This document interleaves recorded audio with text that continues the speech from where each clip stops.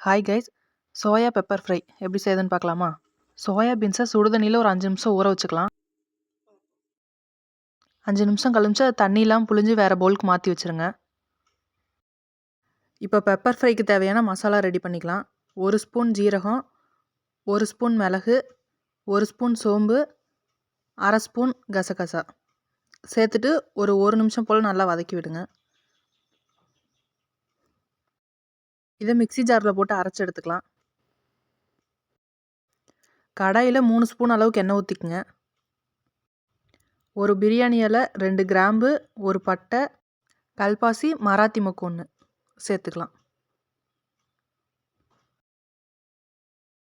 ஒரு பெரிய வெங்காயத்தை நீல வாக்கில் கட் பண்ணி வச்சுருக்கேன், அதை சேர்த்துக்கலாம். சேர்த்து நல்லா வதக்கி விட்டுருங்க.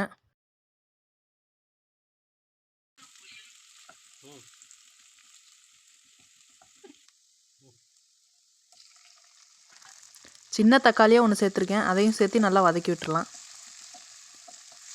தக்காளி நல்லா வதங்கினதுக்கப்புறம் சோயாபீன்ஸை உள்ளே சேர்த்து லைட்டாக வதக்கி விட்டுருங்க.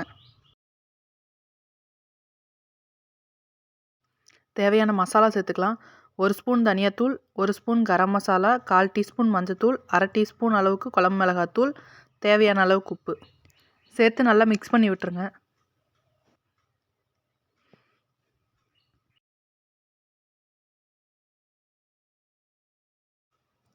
அரைச்சி வச்சுருக்க மசாலாவையும் உள்ளே சேர்த்துக்கலாம்.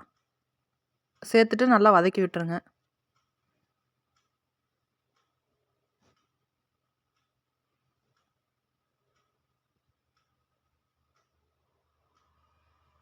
ரெண்டு நிமிஷம் போல் வதக்கி விட்டுட்டு 1 டம்ளர் அளவுக்கு தண்ணி சேர்த்துக்கலாம்.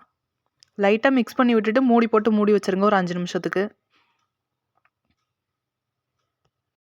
5 நிமிஷம் கழிச்சு தண்ணி சுண்டி எண்ணெய் பிரிஞ்சு வந்துடும். கொத்தமல்லி தூவி அடுப்பு ஆஃப் பண்ணிடுங்க. இதை நீங்களும் உங்கள் வீட்டில் செஞ்சு பார்த்துட்டு எப்படி இருக்குன்னு கமெண்ட் பண்ணுங்கள். நம்ம சேனல் பிடிச்சிருந்ததுன்னா சப்ஸ்கிரைப் பண்ணுங்கள்.